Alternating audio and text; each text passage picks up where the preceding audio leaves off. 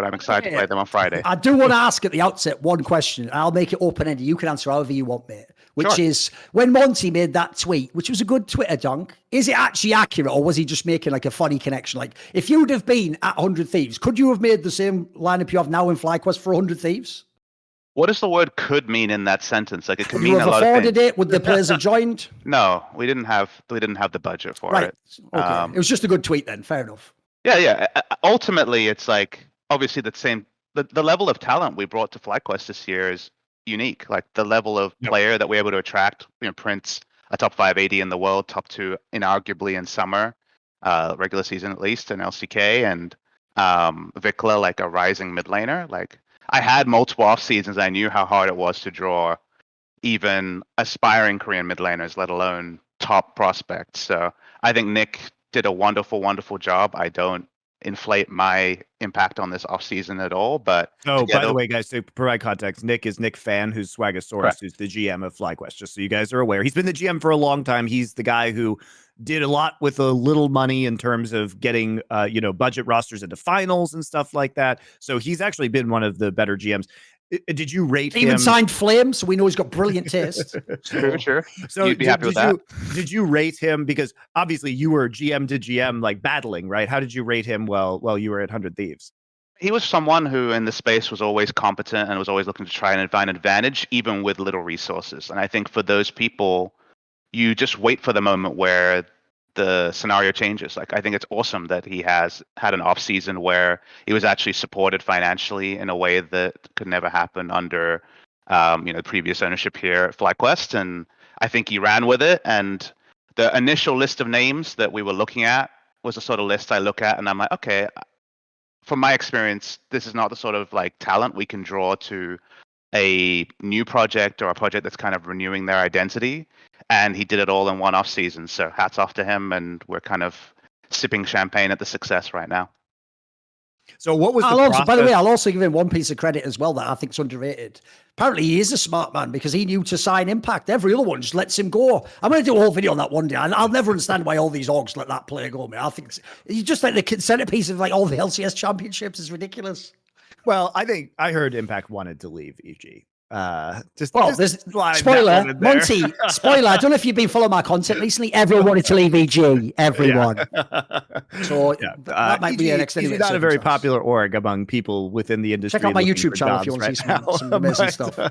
But what was the process of this offseason? Because usually there's certain dominoes that have to fall, and it feels like now is a good time where we're kind of removed enough from it that you could reveal it. Like, which were the first pieces signed? What convinced? Because you said that it had been hard in the past getting these top Korean players / prospects. So how did you convince Vikla and Prince to come over? Which players were signed first, etc.? Yeah, I mean, we did a video on this it's on our YouTube channel, but I'll summarize. Basically, the first piece signed was Ayla. Ayla moving up from Team Liquid Academy, probably the best performing support and maybe best performing player over the course of Academy last year, and kind of sorely overdue for a spot. That was like the first player that we'd agreed on. And from there, it was looking at what the options were. Vikla was a target, like a top target for the team for sure. And looking at his availability, and it was a buyout scenario with KT, was something that was simmering. But I think for us, the big thing was, and kind of when I joined, was kind of already the tail end of the LEC offseason. Like, if you guys remember, the LEC offseason went super fast. And so looking into European talent wasn't really going to be possible. And so the questions were, do we go for available talent, or do we kind of hold our nerve and test the Korean market? Because you get very, very limited information about what players are going to be open to international offers, since Korean teams don't allow their players traditionally, in most cases, to speak before the contract date, whether it's like the 22nd of November. I forget the exact date that it was this year. So given that, it was just kind of like understanding what our risk tolerance was, and we thought the best possible high roll would be to kind of sample what was available with Korean teams. We were able to speak to KT early, which was a big advantage to us, and kind of understand if there was going to be a deal involving Vikla. And at that time, there were eligible NA free agents obviously Impact and Speaker Chief among them. And it was kind of, Bjergsen? and Bjergsen was there obviously as well, Double Lift as well, coming out of retirement and was speaking to teams. So there were these combinations and understanding, okay, what roles do we have as residents? Who are the import players? And even with the visible import players of like these players are, potentially coming into free agency, we're not obviously sure which of them are going to be interested in our project. So there was a lot of balls in the air, and kind of where it landed was, to me, the best possible case of what was possible here at FlyQuest. And the last piece that was kind of the one that informed the roster was Prince finally communicating that yes, like FlyQuest was a roster when he heard the names, Vikla in particular, but Impact as well. That gave him confidence to commit, and that just put everything into place, because there was other combinations with imports at different roles that had to be considered, right? Like at the end of the day, I think that Nick got the high role. I think Nick got the like S plus roster that if people don't know, in the offseason, a GM kind of has to have like 10, 20 permutations of, if this player is available, if the resident's available in this role, then we have to compensate in that role when it comes to imports. Like, I think we got the biggest possible high roll as it all came together. And a lot of it was fortuitous, a lot of it was timing, and a lot of it was, oh, you got that guy, I'm now interested. And so the butterfly effect led to these 5, and I couldn't be happier.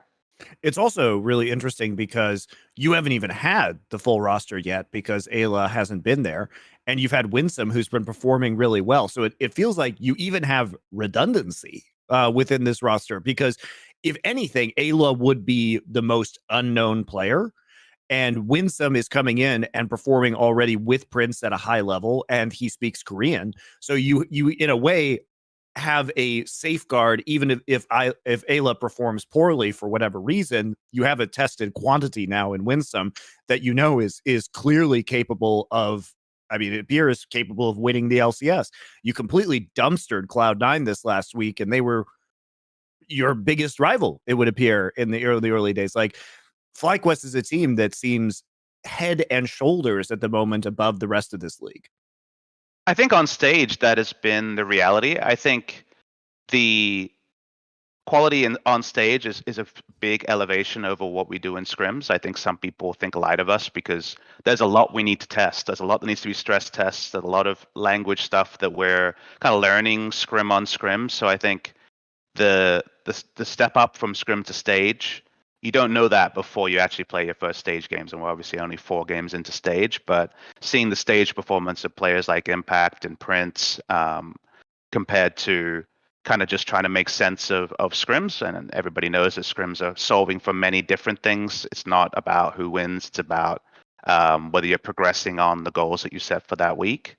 And then also the stage drafts. I think Song is someone who's sorely undercredited for a strong start. It makes sense. We have 5 new players on the roster, so a lot of shiny different things to be excited about. But I think drafting wise, especially the C9 draft, there was a lot that was set up there that is being slammed down by the strong players we have. So a lot of credit to diffuse among the players and stuff. I mean, to me, the wildest part is not that you got Prince, because you guys had money to throw around, right? And there was a possibility that you would be able to get players like Prince or Vikla when you're paying better than any of the LCS teams, right?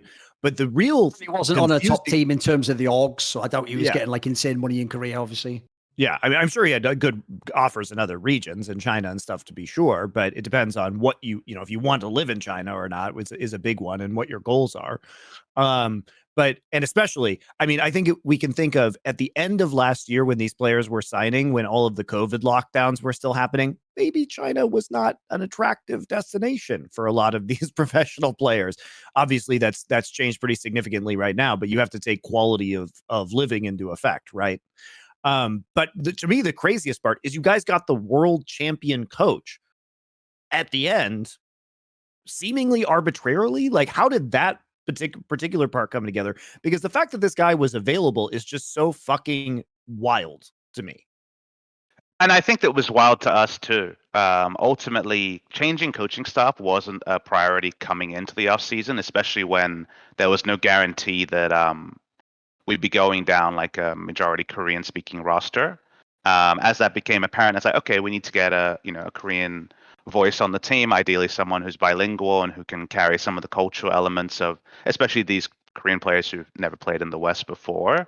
And we were very happy with our coaching staff. You know, we had Sharks as head coach, Richard as assistant coach, and we're looking to supplement that, but definitely not in a way to bring in a new head coach. And then it came to the point where the roster was complete. We were shopping around, and what you would have noticed is a lot of LCK teams picked up ex-pro players in kind of elevated titles and in greater quantities than ever before.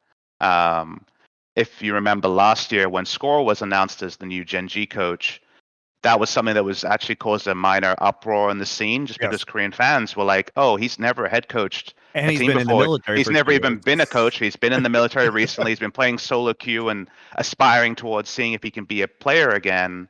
And you're bringing him as direct entry head coach. That's crazy, because it's just not how things are done in Korea traditionally. You know, you do your apprenticeship as a second or third tier coach, and then work your way up to a higher spot. But this year, a lot more pro players are being elevated into head coaching spots. I assume inspired by how well Score did and Genji did with him a year earlier. And so the sort of coaches that would have made sense as an assistant coach were being snapped up or not available to us. And the coach that fell to us and didn't seem to have too many other compelling options just because of how late in the off season it was Song, which is surreal, right? There's no other way to put it. And to see his impact Especially already, because he's been in LCS before for many years. So I imagine his English is probably pretty decent at this point in time. And he's used to working in the LCS and living in Los Angeles. So there's very few unknowns. And it's also crazy because DRX was a team that had to be well coached to win. Like they had to be more than the sum of their individual parts. They had to be creative in these drafts at Worlds. They had to be surprising. They had to be innovative. They had to have their emotions in check on some of these matches where they you know, they're incredibly tilting circumstances on DRX's run where like, how do you, I mean, Deft coming back after that like inhib incident or the Nexus incident at Worlds was really crazy that they were able to bounce back in that series. And all of that to me points to the fact that this guy was extremely integral. And for him to just completely wash out of the LCK after doing all of these things that he did is surreal. I think there's always a player or a coach that plummets out of kind of the top team stratosphere each offseason, and for some reason it was Song this time. And I don't know how much of that was DRX kind of like mulling over whether they were sticking together or departing and all the players going in different directions. Like I can't speak to that, but ultimately we get a guy straight off his career peak achievement of World Championship who has a bone to pick, because obviously Song's tenure in the LCS was front loaded when it comes to positivity. The IMT roster 6 years ago now, under Nick Fan, amusingly, and the struggles afterwards at the subsequent, I believe, 3 teams are still fresh in the mind. The fact that he hasn't picked up a domestic title win as a head coach, people might not remember, but he was assistant coach for the Rocks Tigers when they won LCK in summer 2016. Last time we casted together, actually, with the Doa Monty. Is it still something that he's serious about? He wants to come back to the LCS and show that it's not a paycheck for him, that it is time for him to start stacking up his CV. And I've been very, very impressed with his acumen so far. I think the angle that's also missed is hold up. On his resume, he wants to come back to the LCS to win a title after he wins a world championship. Yeah. That's so fucking absurd. I think it's because people look, the grass is always greener, and people always, in my experience in competitive, and I'm a bit like this too, is like you want to be able to shut up the haters and the doubters and the things you have imposter syndrome about. And a world champion can still have imposter syndrome. My favorite ever content Riot made was the duos video with Crown and Core, right? When I think it's 2019, where they talk about Crown talks about winning worlds and then still not feeling that like career high or that justification that would make it all worth it. And I don't want to speak for Song in that case, but I know that he looks at that gap and thinks a lot about it, just like Ruler clearly did about winning the LCK after winning worlds so many years ago. So I'm the person that benefits directly from that, so I'll take it, right? It's too funny. Also, the other thing to me is this. He's not coming back like he did into those teams. Those teams would have like one Korean. TSM was no Koreans. It was all Western players. The actual angle that no one has ever tried, ever, is a majority Korean team with a Korean coach. People did it all separately. They went, right, Korean players must be the best, right? Get Pigler, get all these guys in. Oh, I mean, they can be pretty good, but they can also be worse than LCS. Oh, what's going wrong? Get all the coaches in, get Kane in, get the song in, get all these. Oh, they're just not as good when they're here, though. No one's tried, with the exception now, actually, of Team Liquid with Marin, actually having a majority team and the Korean coach, because logically the culture fit can potentially travel. He can take the majority Korean players and they are going to be on the same page. It's not the same as like the first battle of the Western culture with the Korean players, right? How do I find the middle ground? How do I understand who this guy is? How do I actually learn? How much can I ask from him? So I think that's the angle that I'm really excited for, because it's the first time we've actually had sort of like the whole approach, because that's been done in LPL a lot of times if people don't know. And it's worked a lot of times as well. That's been one of their secrets as well. So I think that's like a very cool angle to look for on the LCS, even though, as we said at the beginning, the actual song move sort of went under the radar compared to the names like Prince, etc. Yeah, I think that's a fair take. I mean, for us, we're not looking to transition to become a full Korean-speaking roster like TL is. But obviously, there's like very big personalities and star players who are Korean speakers first and foremost. I think, to me, the thing that's the most surprising is like Prince next to Someday is like the player who's come to NA at the peak of his powers, Court as well to some degree. When he joined TL in 2019. And so to get a player like that here and to get a super mechanically talented rookie mid laner and a coach whose biggest compliment you could pay to him is that he was a clutch drafter. I think that DRX's draft adjustments and how they played on a settled patch were the praises were sung and deservedly so for what he was able to do there. So I know that the angle there is important. And to some degree, having Sharks as our head of coaching to kind of ensure that the cultural side and the cultural bridge between the players that naturally exists when you have a multicultural roster is there, alongside just an astute drafter in Song is, just smart staff construction. I will say that, again, we just do kind of have overwhelming player power. Like, we just really do have talented players. So I still think there's going to be some volatility in our regular season results, and I think that's all fine. But in terms of once it's all completely in sync, like this is still beta testing for us, but once it's all completely in sync, our players are fucking good. And I think that's the part that hypes me the most. Let's go one step further then, because the other thing I have to say about LCS that did sap my interest to watch the league each year, someone who has no actual, beyond this show, financial reason to watch the league. I actually have none at all. I can do all my content about LEC now. The joke is it get the same hits. The main thing that used to make me upset was I would see all the rosters and I would be like, even if that ends up actually being the best NA team, like they can't do anything in the playoffs at Worlds. They can't do anything at MSI. They're not going to beat RNG or T1. This is one of the rare times where at the beginning, I actually do look at the lineup and I'm like, if everything goes well and things all come together, the piece, you got the coach, you got the stars, even like this is the other one that kills me. Normally, there is always going to be one lane will get crushed internationally. If Impact ends up being the weaker lane and the other, he's made his whole career doing that. He's constantly been able to compete. I actually think, look, you can't say too much now because you'll look silly, obviously, if it goes to pot. But I think this is one where I'm projecting forwards. Like when I think of the MSI tournament with those 2 NA spots and the double elim format, a lot of play to have there. I think of Worlds. Like I think this is another team where you can potentially, if things go well, be hyped for like actual international parity.